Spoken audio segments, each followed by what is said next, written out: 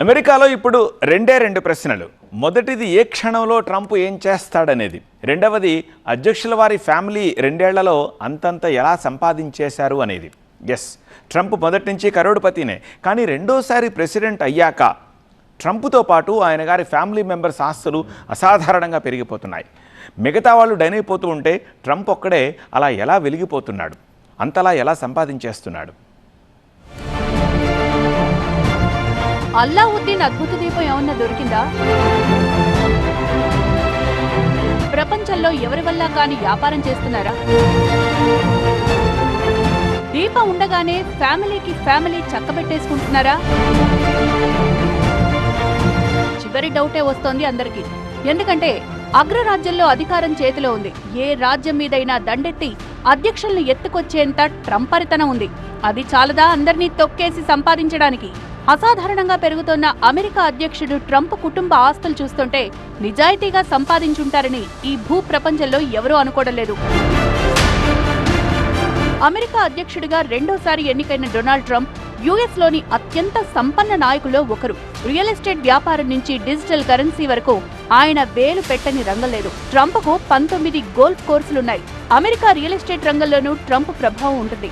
వ్యాపార సామ్రాజ్యాన్ని భారీగా విస్తరించిన ట్రంప్ భారత్లోనూ భారీగా పెట్టుబడులు పెట్టారు. అందరిలాగే అంచెలంచెలుగా ఎదిగితే ఓకే, కానీ ట్రంప్ ఆస్తులు అసాధారణంగా పెరుగుతున్నాయి. అడ్డదారుల్లో అడ్డగోలుగా పెరుగుతున్నాయి. 2016 అమెరికా అధ్యక్ష ఎన్నికల్లో రిపబ్లికన్ పార్టీ తరపున మొదటిసారి ట్రంప్ తన అధ్యక్ష అభ్యర్థిత్వాన్ని ప్రకటించారు. ఆ సమయంలో ట్రంప్ సంపద $4.5 బిలియన్, అంటే మన భారత కరెన్సీలో 38,000 కోట్లు. తొలిసారి అమెరికా అధ్యక్షుడయ్యాక ట్రంప్ సంపద సగానికి పడిపోయింది. 2020లో 17,000 కోట్లకు తగ్గింది. 2020లో అధ్యక్ష పదవి నుంచి తప్పుకున్న తర్వాత మళ్లీ డొనాల్డ్ ట్రంప్ సంపద పెరిగింది. 2022 నాటికి డొనాల్డ్ ట్రంప్ ఆస్తుల నికర విలువ $3 బిలియన్, అంటే 25,000 కోట్లకు చేరుకుంది. 2024 నవంబర్ నాటికి డొనాల్డ్ ట్రంప్ మళ్లీ భారీగా ఆస్తులు కూడబెట్టారు. బ్లూంబెర్గ్ బిలియనీర్స్ ఇండెక్స్ ప్రకారం 2024 నవంబర్లో ట్రంప్ నికర ఆస్తుల విలువ దాదాపు 65,000 కోట్లుగా తేలింది. అమెరికా ఎన్నికల తర్వాత నవంబర్ 5న ట్రంప్ మీడియా షేర్లలో 15% భారీగా పెరుగుదల కనిపించింది. 1971లో తండ్రి నుంచి వచ్చిన 3,500 కోట్లతో డొనాల్డ్ ట్రంప్ వ్యాపారాన్ని విస్తరించారు. లగ్జరీ భవనాలు నిర్మించారు. Trump Palace, Trump World Tower, Trump International Hotel, resorts ఇలాంటివెన్నో ఉన్నాయి. ప్రపంచంలోని అన్ని పెద్ద నగరాలతో పాటు మన దేశంలోని ముంబై, పూణేల్లో 2 ట్రంప్ టవర్లున్నాయి. గురుగ్రామ్, కోల్కతా నగరాల్లో మరో 2 టవర్లు నిర్మిస్తున్నారు. క్రిప్టో కరెన్సీ వ్యాపారాలు, సోషల్ మీడియా పెట్టుబడులు, అంతర్జాతీయ రియల్ ఎస్టేట్ ఒప్పందాలు, లైసెన్సింగ్ ఆదాయం ఇవన్నీ ట్రంప్ కుటుంబానికి కాసులు కూడబెట్టాయి. అయితే రెండోసారి అధ్యక్షుడయ్యాక మొదటి సంవత్సరం పదవీ కాలాన్ని జనవరి 20తో పూర్తి చేసుకున్న ట్రంప్ తన పదవిని అడ్డుపెట్టుకుని వ్యాపారాల్ని విస్తరిస్తున్నారన్న అనుమానాలు వస్తున్నాయి. గతంలో ఫ్లోరిడాలోని ఓ గోల్ఫ్ కోర్సును $5 మిలియన్ కొనుగోలు చేసి తర్వాత ట్యాక్స్ దాఖల్లో దాని విలువను 62 మిలియన్లుగా చూపినట్లు ఆరోపణలొచ్చాయి. రియల్ ఎస్టేట్ తోనైతే ట్రంప్ ఆస్తులు ఇంతలా పెరగలేదు. రెండోసారి అధ్యక్షుడయ్యాక ట్రంప్ మీడియా గ్రూప్ బాగా ఎదుగుతోంది.